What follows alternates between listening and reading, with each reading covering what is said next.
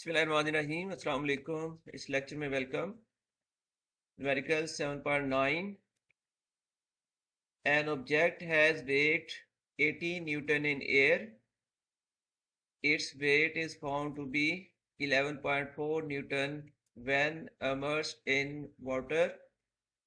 Calculate its density. Can you guess the material of the object? Yes, हम guess करेंगे इसको। तो data लिखिए। weight of the object in air W1 equals to 18 Newton और wait in water.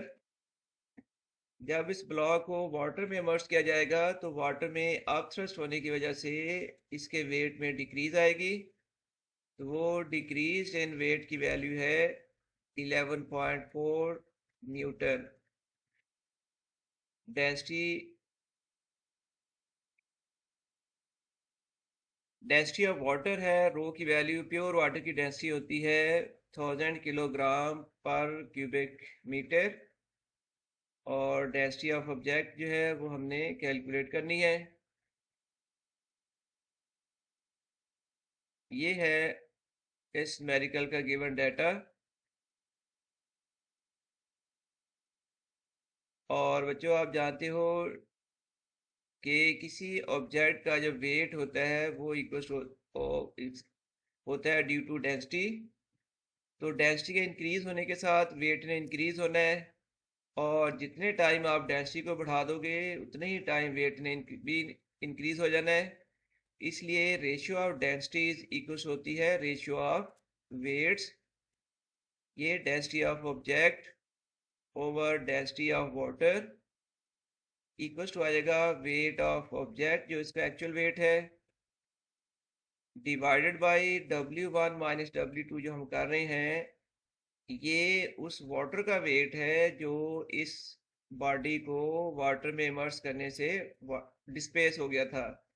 ये body आपने water में immerse की और इसने वाटर को डिस्प्लेस किया है। उस डिस्प्लेस्ड वाटर का जो वेट आएगा वो आएगा W1 माइनस W2 के इक्वल। असल में ये वेट ऑफ ऑब्जेक्ट है डिवाइडेड बाई में आ जाएगा वेट ऑफ वाटर।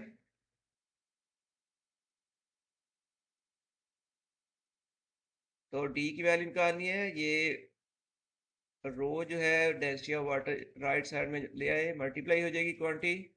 अब पुट कर लें values 18 over 18 minus 11.4 multiplied by आ जाएगा 1000। 18,000 ओवर आ जाएगी वैल्यू 18 माइनस 11.4 6.6 डिवाइड कर लें कैलकुलेटर से तो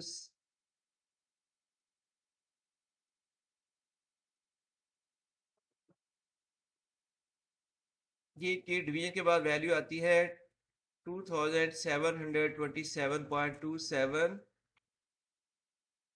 किलोग्राम पर क्यूबिक मीटर और एल्यूमिनियम की डेंसिटी होती है 2700। तो ये उसके करीब करीब वैल्यू है तो इसलिए हम गैस कर लेंगे कि material of the object is aluminium. ये न्यूमेरिकल कंप्लीट हो गया है। अल्लाह हाफिज़।